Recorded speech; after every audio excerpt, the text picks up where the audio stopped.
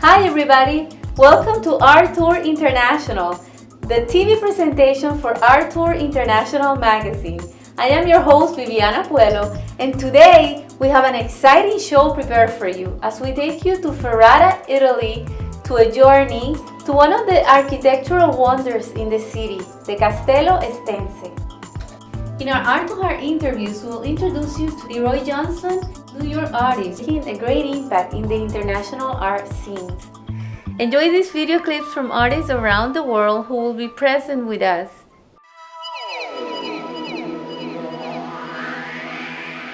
Hi, my name is Larry Armstrong, and I'm an architect and artist. I live in Southern California. Hello, my name is Rula Shreen. I'm a Lebanese artist. We are here with our artist Sharon Ross. Hello, my name is Donna Bonin.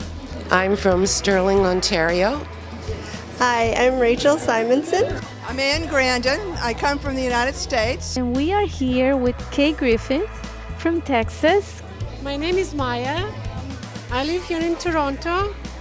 Hi, I'm Suzanne Duncan. I'm from Sydney, Australia. And my work is based on abstract layers. And so the pieces behind me I actually drew on my iPhone. And I'm into bright colors, as you can tell. And I take these pieces and print them and then mount them on an aluminum substrate and then paint over them. I also work in glass. I have a glass piece here that's based on a very abstract photographic portrait, and pulling and extruding the geometry off the portrait and expressing it in layers of glass. So I hope you like it. Thanks.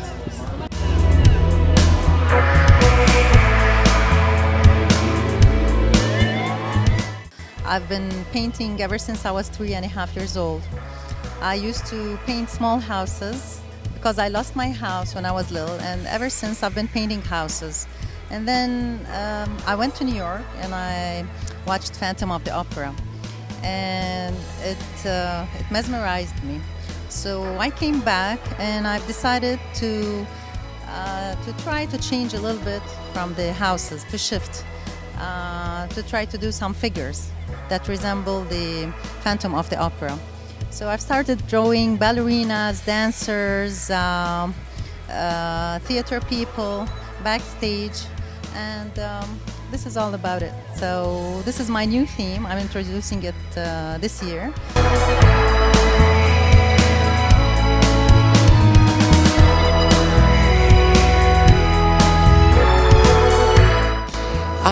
These are two of my paintings. The top one is more what I normally do in that it's somewhat realistic. I took the perfume bottles in my home and put them against a mirror and painted them. Then I decided to add the rose and called it Quintessence because there are 5 different scents. The bottom one is definitely my type of abstract in that you can still recognize what it is. And that particular piece was inspired by scuba diving in the tropics, just seeing all kinds of weird, colorful fish. So that's how that one happened.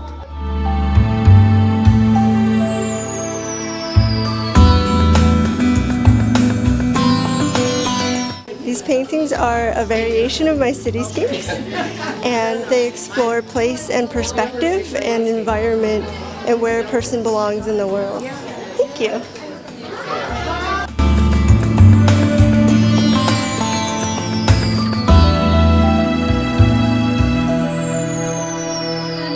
Well, I've always done what's called Zentangles or mandalas. You might have heard of those. And basically I call them doodles, but what I was doing, I didn't realise what I was doing.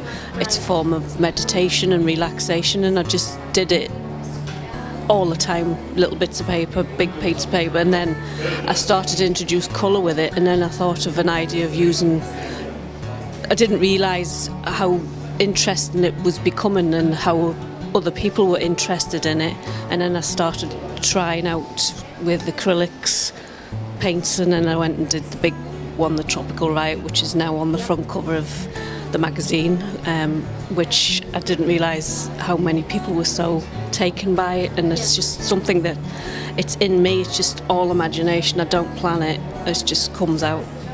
I'll just draw a line or a squiggle and then I'll just start filling in from there, and I look at the shapes and then I just fill into more shapes, and it just fills in within the shapes, and then it just builds. I do like the figurative work, but this is what I really do more or less, and it's probably where I'll probably end up going more so. And I think that's something that I've always done, and I think that's probably my thing, and I finally found it and recognised it, that's me. You know, some people find it a lot sooner. I just took my time to find mine.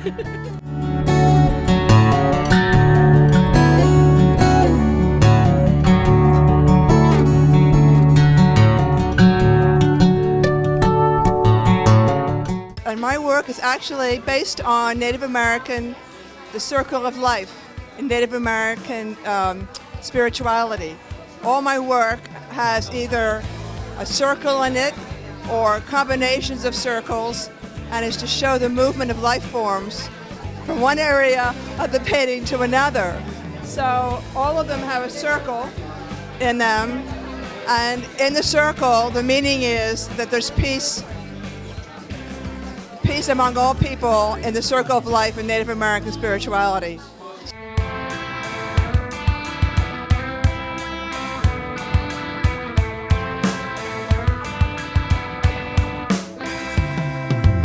Well, I'm here as an abstract expressionist artist, and I had just said a few minutes ago to Viviana is that if I'm painting a more traditional piece, I can hold my canvas up to reflect what's actually out there. When I'm painting abstract expressionism, I, in your words, I surrender to the inspiration, and it's a convergence of certain rhythms and all the multitudes of color that are out there in our world, and the play of light. It's really the experience of that convergence. So I do my very best to put the paint where it goes for a particular painting. I never do two alike.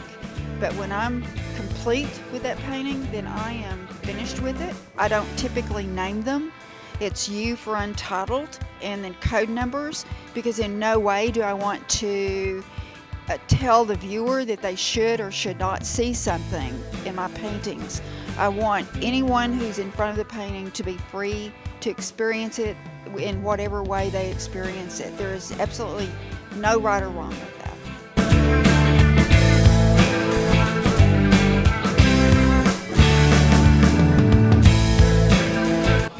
I like working in different media.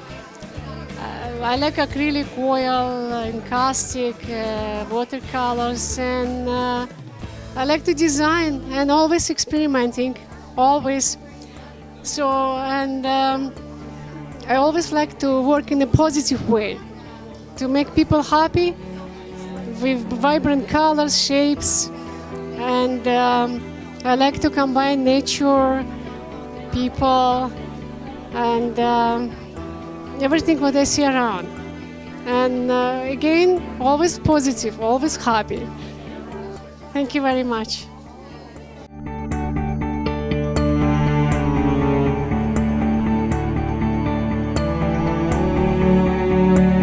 And these are my works that I've done for my portfolio for fashion photographer. And they were inspired by being in the ocean, and I wanted the fabric to float, and I wanted to have a mixture of art and contrast and romanticism and sensuality. So I hope you enjoy them. They're beautiful. Bye.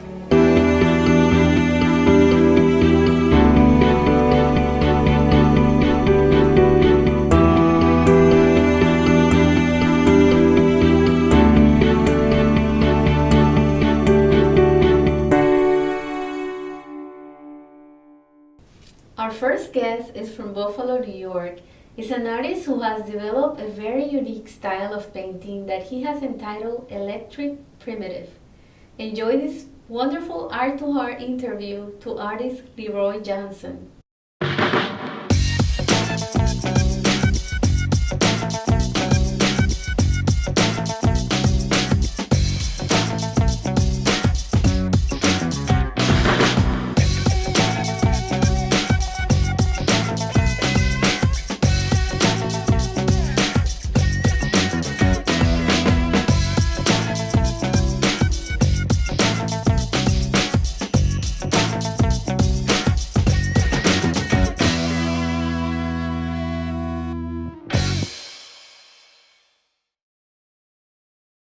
Hi everyone, welcome to Art to Heart. Today we are with master artist Leroi Johnson. Yes.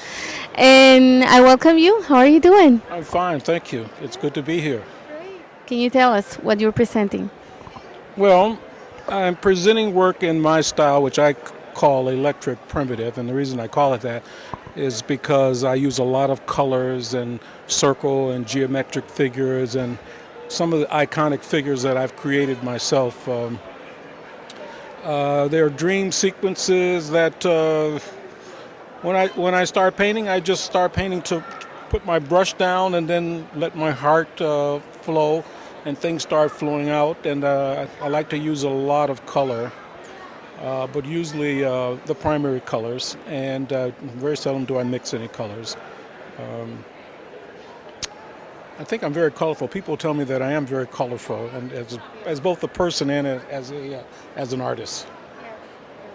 So, I mean, that's a little bit about my art. I usually use primitive themes such as royalty and faces that have not one particular color, but many different colors, and hairs in different colors, and everybody sometimes has halos and that sort of thing.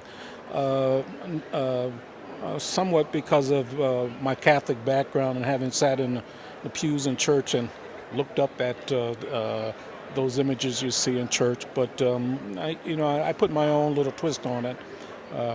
But I mean, that's basically what I do. How's your creative process? Well, my creative process always starts with a dream or some type of sequence where I see something, or I think I see something, and I try to capture that, and I try to capture it in its fullity. For instance, sometimes I might see something in light, or I might see something, an image. The image may not be there, but there's something in my mind that says that's what's there. So I'll do a sketch of that, and I'll try to capture the colors. That's one way that I capture things. But the other way is that I wake up with dreams, and that dream, I'll sketch that dream out quickly, and I'll try to put the colors down that they are. But and then once I start and put it to canvas, I'll have those natural colors that I had in my dream, but then I'll start making some variations and changes. But I figure that if I can get 90%, 80% of what I originally thought about, then I have something. Has art always been part of your life? When did you discover art in your life? Well, I've been doing something related to art since I've been very young, earlier than 5 years old. So it started out with sketching and coloring, just like all kids do, but I continued doing it. And I went to high school for one semester for commercial art, and really did not like it that much. And then I continued on in college with architecture, which is a form of art. And then after that, or during that time, I always used art as a release, painting and sketching, and just playing around with art until I got a little bit more serious. Any new projects coming up? Well, nothing specific, but other than I just finished a project at the Buffalo Museum of Science. I have the Masters coming up, and I've been asked for a number of things, but I just continue to paint when I feel like it, and I get involved in projects when I feel like it. So. Thank you so much, Leroi. Thank you, Viviana.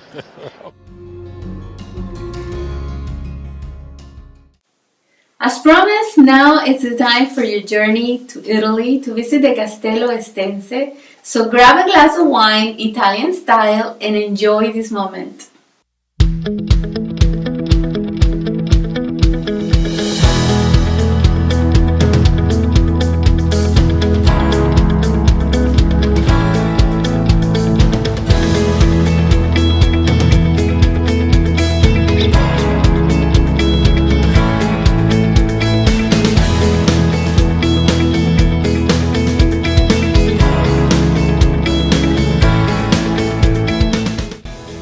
So here we are at the beautiful city center of Ferrara, and it's really a beautiful, beautiful day, sunny day. We got the best weather here for this.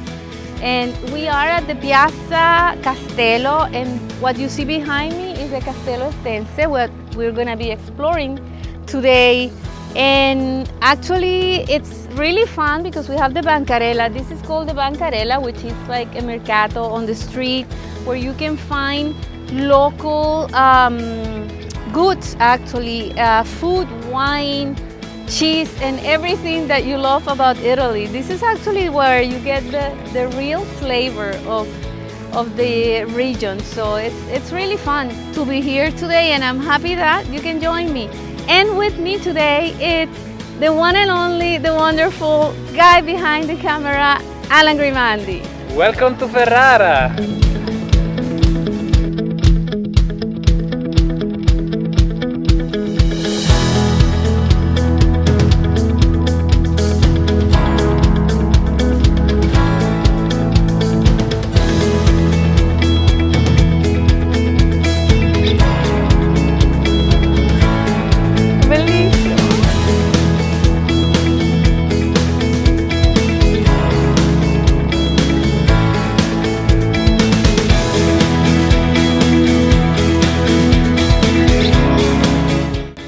Impressive fortress that you see is the Castello Estense. So we have arrived to our destination.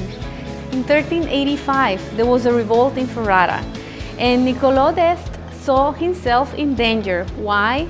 Because his assistant had raised the taxes, and the population was really mad. So there was a revolt, and he was really afraid.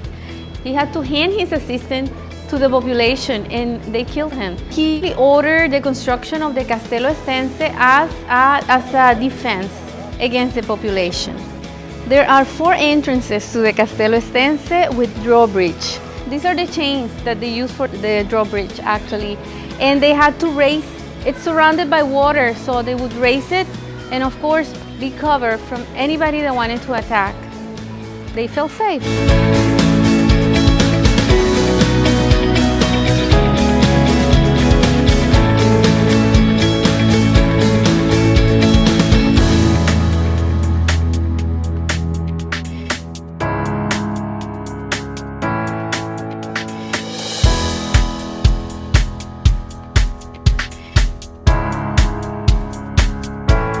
The exterior of the building from the outside is that one of a medieval fortress still, original.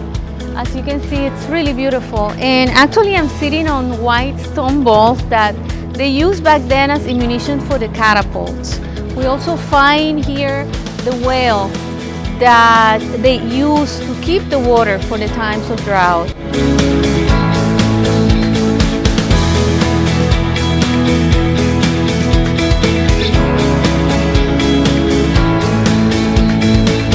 Here we have another one of the entrances of the Castello Estense, and as you can see, this is a drawbridge that's really narrow. This one here was used for provisions. So people that were working in the castle every day, in and out, it was a huge family to maintain. This is what they use for transportation and bringing goods in and out.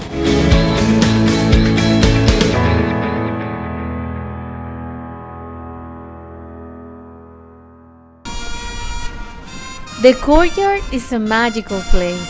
It was here where weddings, ceremonies, and special occasions were celebrated with dance and music. I could close my eyes and imagine the nobles walking around with their beautiful garments full of vibrant colors.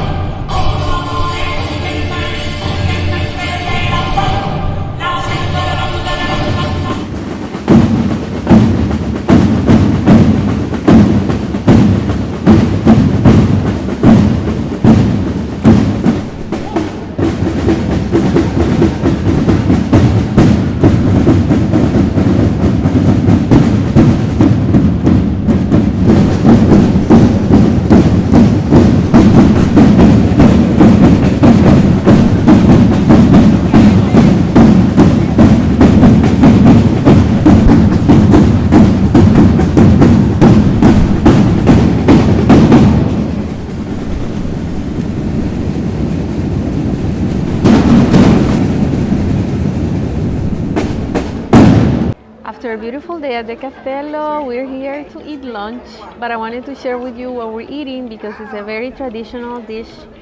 The undisputed #1 dish in Ferrara is the cappellacci, and it's actually a pasta filled with pumpkin inside, and sometimes comes with ragu, or you can also get it with sauce that is made with butter and sage. Delicious. I'm gonna cut one for you just to make you jealous over there. And so this is how it looks like inside, and you can see the pumpkin. And of course, if you're gonna have cappellacci, you're gonna have it with a wonderful glass of wine from the region. And the very typical bread from Ferrara, the copia. It's called copia because it's a couple, and I call it the romantic bread. So I'm just going to eat it. Buon appetito!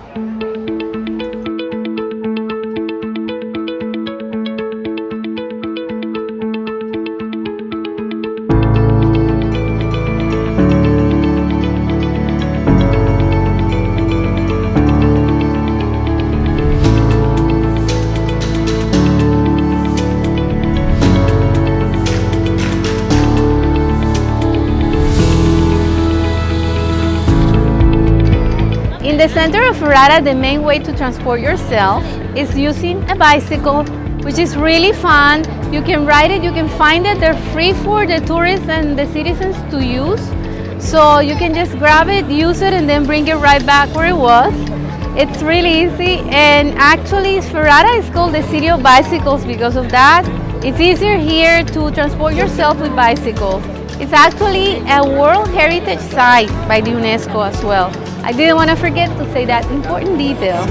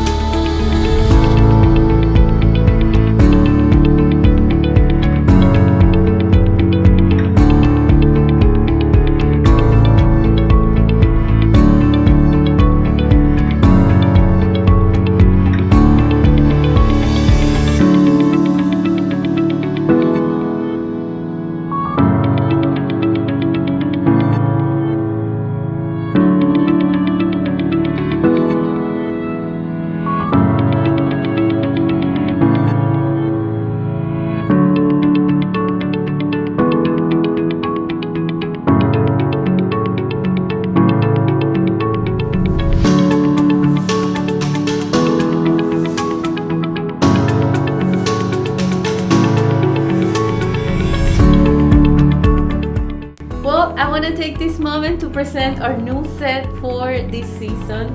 I hope you enjoy it because it was hand painted by our team and decorated by us as well.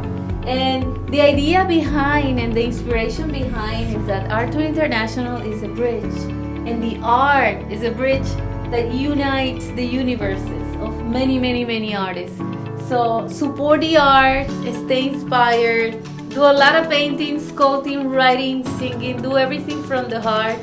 Follow your passion, live it up, live life to the fullest, and don't forget, stay inspired.